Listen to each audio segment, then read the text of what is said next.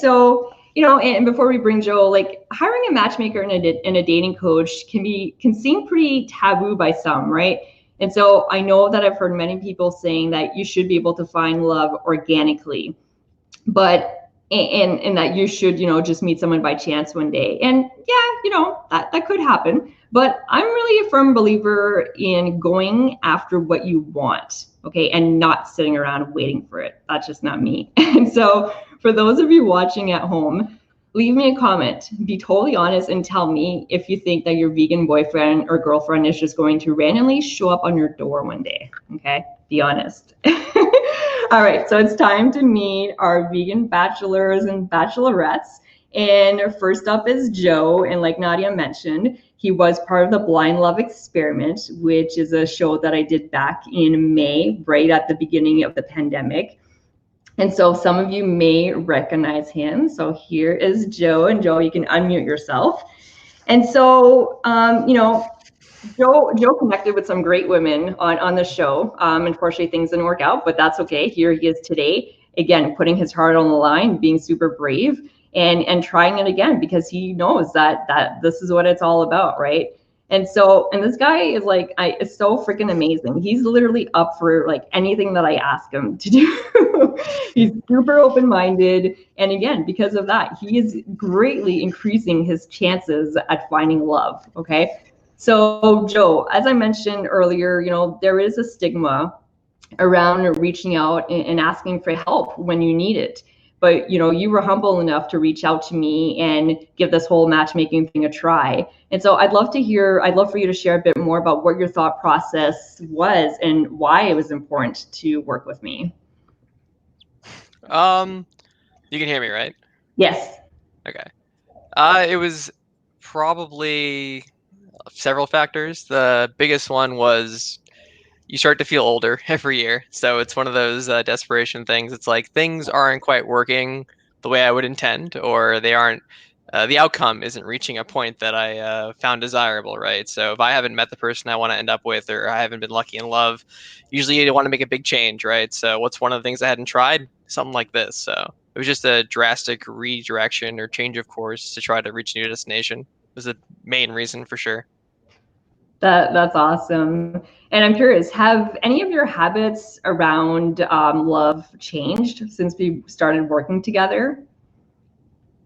A little bit. I definitely your course was helpful. I definitely was able to hone in on a few more, I guess it was more weed out the less important things and hone in more on the more important things. One of the biggest things I realized was for me it was always important to find someone that I could respect and who I had chemistry with, but I didn't think the personality would be quite as important as it was. Before I thought that like physical traits, certain physical traits, and even like age ranges would be more important to me, but it's becoming less and less important. So if before like age and physical was like 40 or 50%, now it's definitely like 20% or 15%. Like the respect factor is so much bigger now.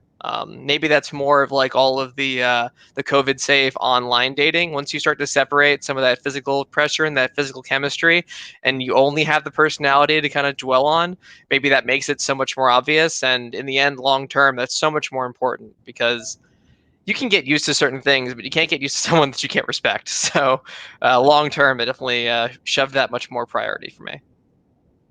I totally get that. And so tell us a little bit about yourself, where you live, what you do for work, what your hobbies are, all that kind of good stuff. All right. Um, I am a mechanical engineer that works in the robotics field in San Diego, California. I have been vegan for, I think this is going on my 6th year now.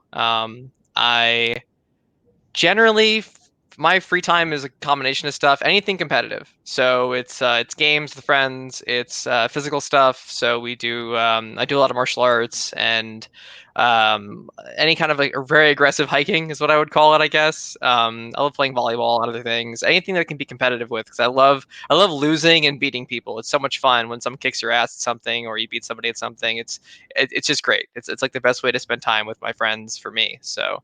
Um, yeah, that covers all my free time for the most part. That's awesome. And so what is something that you look for in a partner? Yeah. For me, the most important things, patience is huge. Someone that's just easygoing, doesn't let life destroy their mood. It doesn't let it hurt them. They're able to kind of rise above. That's really important to me.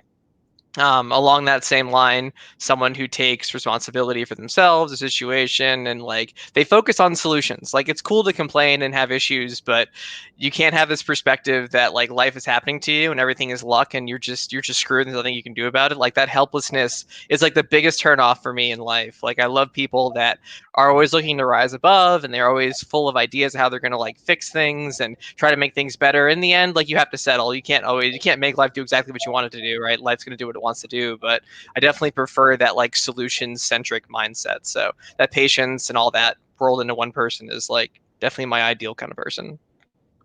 That's awesome. And what is something that you are, really excited to bring to the table in a relationship?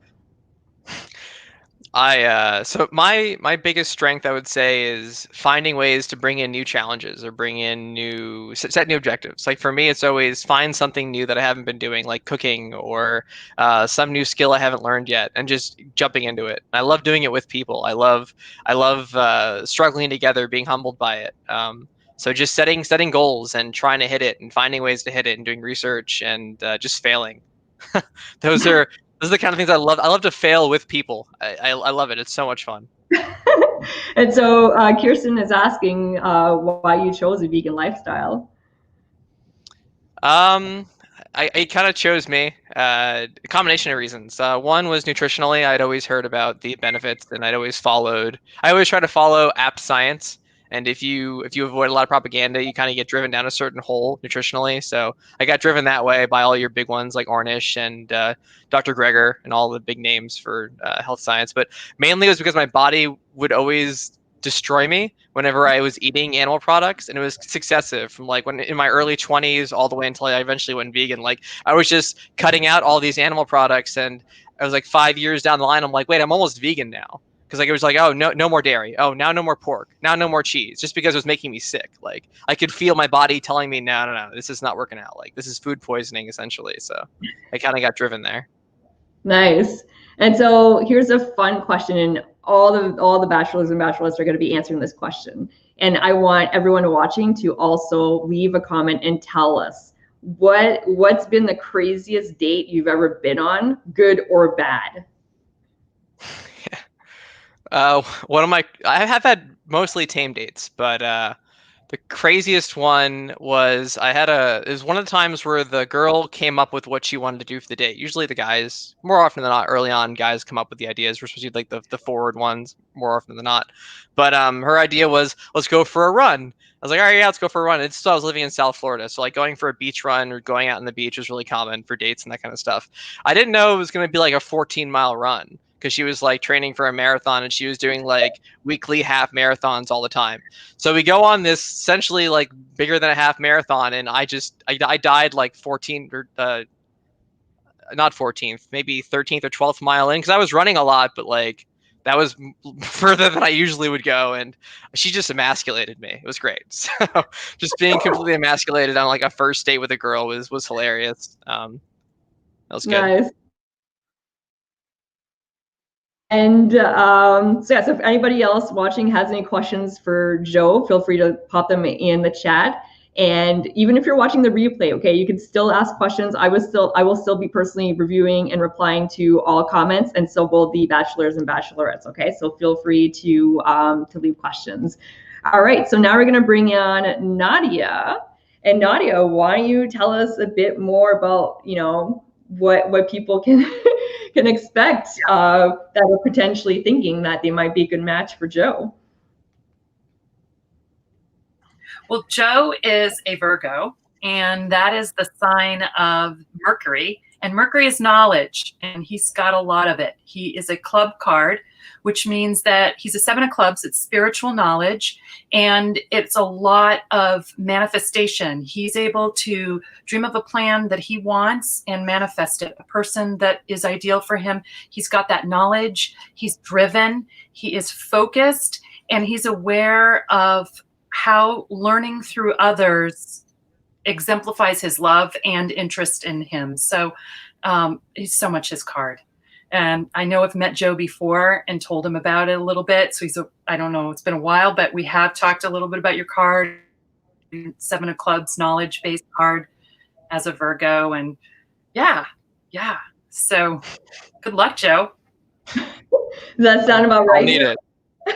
Yeah, no, for sure. No, she's last time we spoke, she was definitely on target too. Yeah, definitely sounds like me. That's awesome. All right. Okay. Well, thank you so much, Joe. And again, ladies, if you are interested in being considered as a potential match for Joe, all you got to do is fill out a profile and get in touch with me. And if you have any questions for him later, someone is asking what age do you prefer? My answer to this is always it's a bit awkward, I guess. I don't know how well I would do if my long-term partner ever left the world before me. So someone that is definitely going to outlive me is my age range that I'm looking for. So just generally around my age is fine. So I'm 30, so not too much higher than that, but ideally lower than that because I get very attached, so I need to be the one that leaves the earth first. So I'm thinking long term if I'm going to restrict based on age. But you've definitely taught me that age is not nearly as important as I thought it might be. But that's generally where any of my age preferences ever came from.